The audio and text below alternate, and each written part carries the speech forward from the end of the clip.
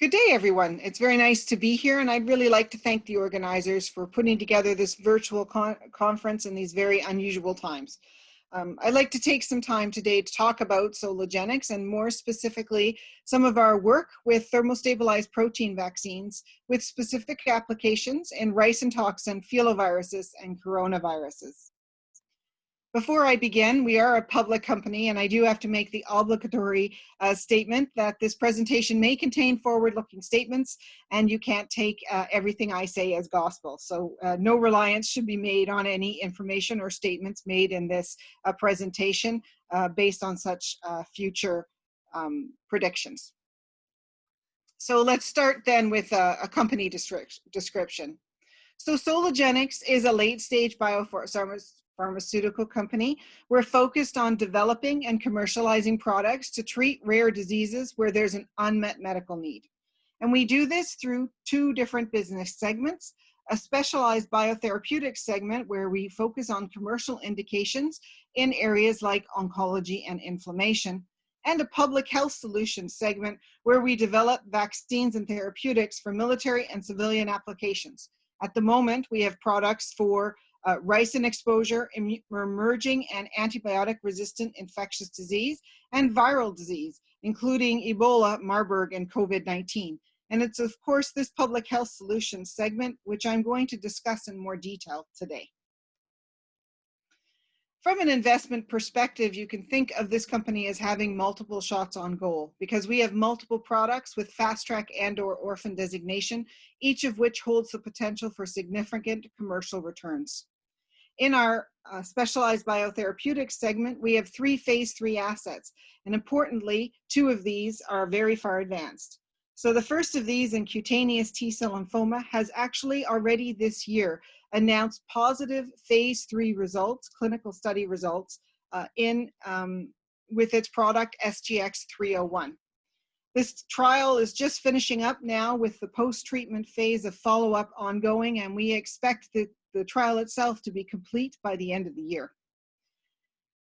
We also have an oral mucositis program in head and neck cancer with the product SGX-942. In this case, the phase 3 trial is also in progress. The interim analysis is complete, and we expect the same type of top-line analysis by the end of this year. We do have another phase 3 asset in this space, pediatric Crohn's disease, although here the pivotal trial has not yet begun, contingent upon additional funding and/or partnership.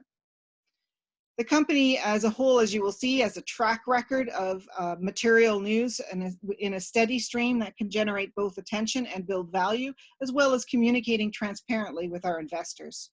We have collaborations with biotech, academia, and government agencies, and moreover, we're quite experienced in leveraging non-dilutive government funding to help cover our operating expenses.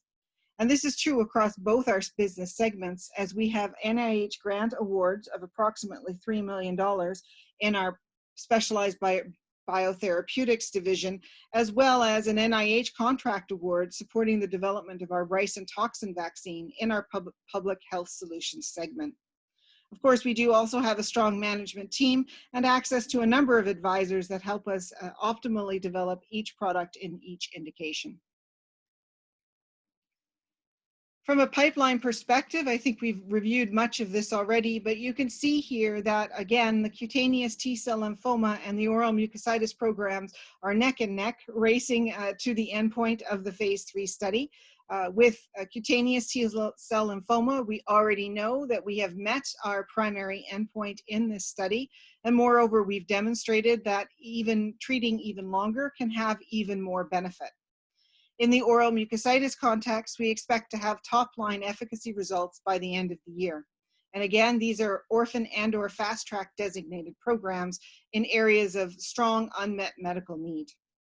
In our public health solutions segment, which we'll discuss in more detail today, we do have our rice and toxin vaccine, as well as our SGX-943, which is the same active ingredient as the component used in our oral mucositis program, but here we're using it in the context of emerging infectious disease. And this is also being developed under US government awards, specifically in the context of biodefense infections.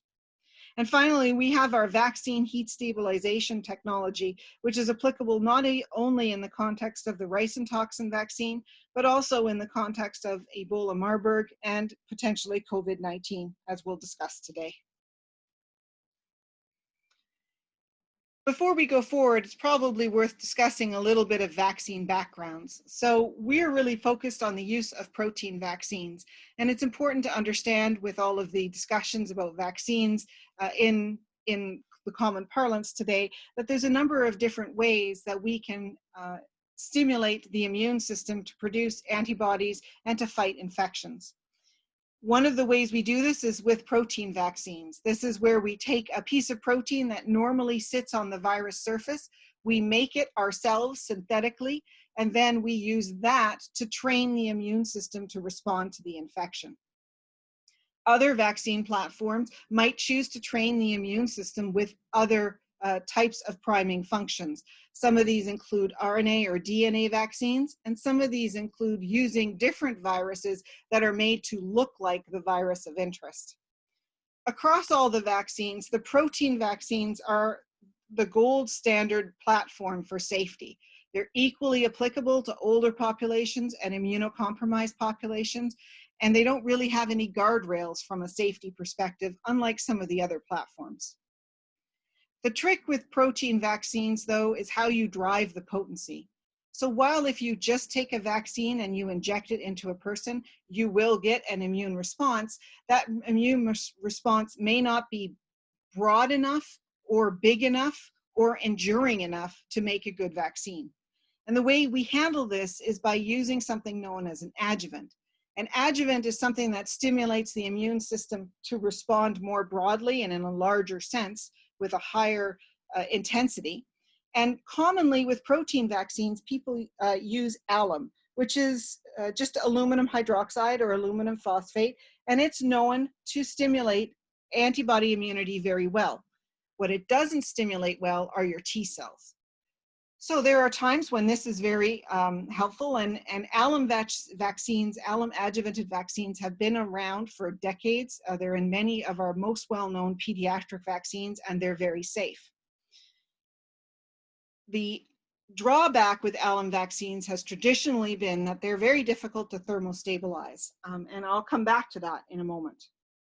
The other adjuvant we have at our disposal is something known as Covaxin HT. And this adjuvant's different because it stimulates both antibody and cell-mediated immunity. And I'll come back to that again later in this presentation as well. Again, though, one of the important things about protein vaccines is that we can thermostabilize them. Proteins are very amenable to being what we call lyophilized or freeze-dried, and this puts them in a state where they're very stable, even if the temperature exceeds 40 degrees Celsius or 104 degrees Fahrenheit. We've in addition found a way to lyophilize or freeze-dry both alum and covaxin, not only by themselves, but also in the presence of proteins. And this means that we can bring everything together into one vial where it's all thermostabilized, easy to ship around and access to people in both rural and urban areas and worldwide, and can be used easily to maintain potency. In the context of antitoxin vaccines, for something like a ricin toxin, you only need an antibody response. You don't need a cell-mediated response. And so in this setting, the alum adjuvanted vaccine is really ideal, especially now that we can thermostabilize it. Here we've been able to show that our vaccine can show up to 100% protection in animal models. Now, it's important to understand that when we develop vaccines and other countermeasures of this type, we have to develop them under what is known as the animal rule. And so what the animal rule is we still show safety in humans, but we don't show efficacy in humans. And that's because the only way to show efficacy in humans would be if humans were exposed to ricin toxin, which we, of course, all hope would not happen. So instead, we show the efficacy in animals and then show that when the animals were well protected, the antibody levels they obtained are the same antibody levels that humans obtain in the safety studies. So these are called immune correlates of protection. And these are the three aspects of using the animal rule. Again, this antitoxin vaccine approach uses thermovax specifically with our ability to thermostabilize the alum adjuvanted vaccines. And we do that using these generally regarded as safe excipients, so there's no additional issues with including them in the formulation. So this then leads to Rivax, which is our ricin toxin vaccine. As I've already stated, we've achieved up to 100% protection in a non-human primate aerosol challenge model. And that's important because aerosol exposure to ricin is considered to be the most lethal route of exposure possible. So the fact that we can protect primates in this setting is very important. We've also demonstrated safety in phase 1 clinical studies. So from a development perspective, we have both FDA orphan drug and fast track designation, as well as the European orphan drug designation granted. Again, we're going to be using the animal rule as we go forward, and we are moving this product forward under an NIH contract of about $21 million. From a market perspective, it is important to develop a ricin toxin vaccine, and that's because ricin itself is actually very easy to make. In fact, not only is it easy to make, but it's made from castor beans. There are metric tons of castor beans produced every year to produce castor oil, and the resulting bean mash, which is discarded from that, is actually an ideal starting point to make ricin from. So it's really something where there is a high potential that terrorists could take advantage of the ease of use of ricin. So from that perspective, having a vaccine that we can use for first responders, for our military, is very important. So in addition to the potential for a market, not only with the US government, but with other governments worldwide, there's also the potential here for what's known as a priority review voucher. So a priority review voucher is a piece of paper which, if your company holds it, requires the FDA to respond on a prioritized basis to your whatever drug product application you choose to use that voucher on. The interesting thing about priority review vouchers is that you can sell them. And so you can imagine that under some circumstances, there are big companies that would really like to have a priority review voucher to get their blockbuster drug to market earlier. And this is the context that generates the value for the priority review vouchers. And again, this is another discrete evaluation point for a product of this nature. But now let's shift our focus and talk a little bit about antiviral vaccines. So again, as we've discussed, you do want an antibody response, but you also want to energize your T cells to fight this infection as well. So you need both parts of the immune system to respond. And the way we like to train the immune system to respond is to train it to respond to something that is on the outside surface of most viruses. And a lot of viruses have what are known as multimeric surface glycoproteins on their surface. And we've been working extensively with characterizing different viral glycoproteins in our collaboration with the University of Hawaii and Hawaii Biotech. So we have a very well characterized insect cell expression system that we can use to manufacture the proteins. We don't need the virus itself to be able to do that. And our manufacturing process produces a very stable glycosylation pattern. So it looks a lot like the protein that's sitting on the virus surface. We also have an adjuvant, again, in that co-vaccine that can stimulate both types of immunity that we need. And we've demonstrated an ability to thermostabilize not just these glycoproteins, but also the adjuvant itself, both individually and together. This results then in a vaccine which is produced in a vial. And to use that vaccine in that vial, all you have to do is inject some water into the vial, shake it up, pull the material back out, and inject it into a person. So it's very easy, potentially, to use a vaccine of this nature. At the moment, we've demonstrated that in the filovirus context, we can get at least 12 weeks stability at temperatures as high as 40 degrees Celsius or 104 degrees Fahrenheit. So again, that really eases shipping logistics when you're trying to access a large amount of people in a very quick fashion. So the adjuvant we're using here is worth discussing a bit. It's known as co-vaccine, and it's actually a nanoemulsion in its active state. The product has already been used in phase 1 and phase 2 clinical studies in a non-infectious disease indication, so we already know that it's well tolerated. We've also had a lot of non-clinical efficacy study, both in the context of filovirus vaccines, but also in the context of other viral infections as well. And it has broad applicability, including to pandemic flu and potentially to coronaviruses. Again, what's important with this adjuvant is that we've demonstrated the ability to lyophilize it. So that means instead of it being an emulsion in the container, it's just white powder, as you see in the top right picture here. And to use it again, you simply add water and shake. When you add water and shake, you can look at some of its characteristics. And as you can see in the bottom right, the characteristics of the adjuvant is the same both before and after lyophilization. So it's very consistent. It's maintained its properties. Not only does it maintain its particle size, but it also maintains its potency. So if you go ahead and use that to try and generate an antibody response in mice, for example, you will get exactly the same antibody response with the material you freeze dried as you would with the original material. So we initially, as I noted, we're using this in the space of filoviruses. So the filovirus space is are viruses that cause diseases like Ebola and other hemorrhagic viral diseases. And as you know, the lethality in those diseases can be very high. We've shown that a co-vaccine adjuvanted filovirus vaccine can provide up to 100% protection, not only in Marburg virus infection, as is shown here, but in Ebola infection as well. Again, this comes out of a collaboration with the University of Hawaii at Manoa under an NIH R01 grant. And we have demonstrated that both mono, bi, and trivalent vaccines, where you target multiple diseases at once, are feasible in this setting. So the thing to know about these filoviruses vaccines is that they are deadly. There's no real treatment, and there's only one approved vaccine, and it only works on one strain of Ebola, known as the Zaire strain. Also, that one vaccine requires to be shipped or stored at temperatures below -60 degrees Celsius, which is a pretty big logistical challenge. The government, of course, has placed priority on development activities here, particularly in the context of Sudan Ebola virus or Marburg virus, where there are no approved vaccines at all.